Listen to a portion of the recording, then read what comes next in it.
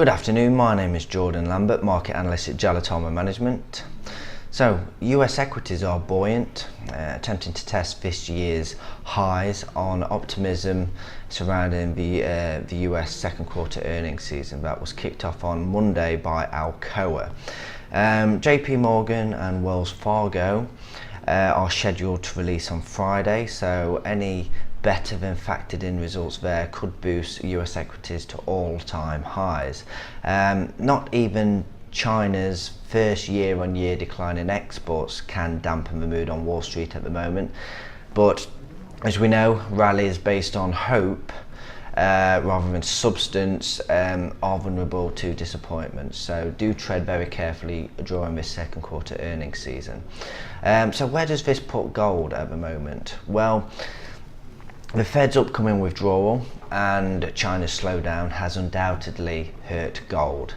But a shock stock market sell-off triggered by surprisingly poor earnings could put gold back in favour, even if it's only momentarily.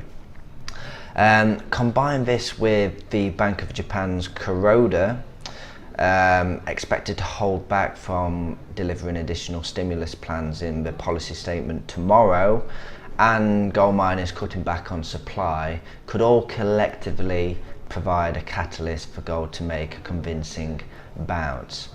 The short term, however, does look bearish. Yesterday I showed you how a double bottom was forming. Here was the neckline, but as we can see, price failed to complete the neckline and started to make lower highs and lower lows. Let's just zoom in a little bit. Just take a look at the 1 hour chart. So the 1 hour chart since yesterday was forming a nice bullish trend line, but we can see that that has recently been broken.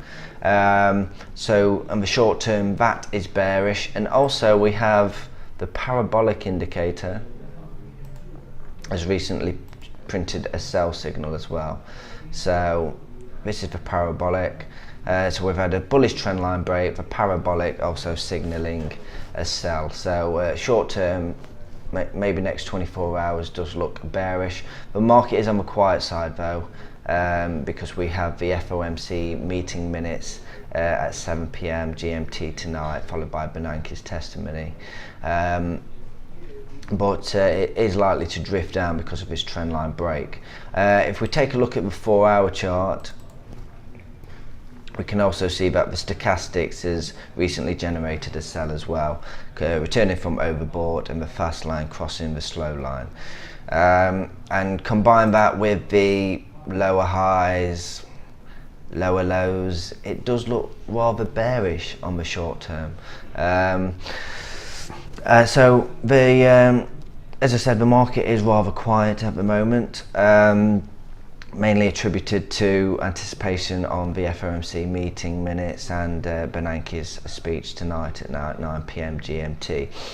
Also, the Bank of Japan Kuroda is due to talk tomorrow. Unfortunately, there is no specific time that he will be talking, but usually it's just after the Japanese stock market has closed.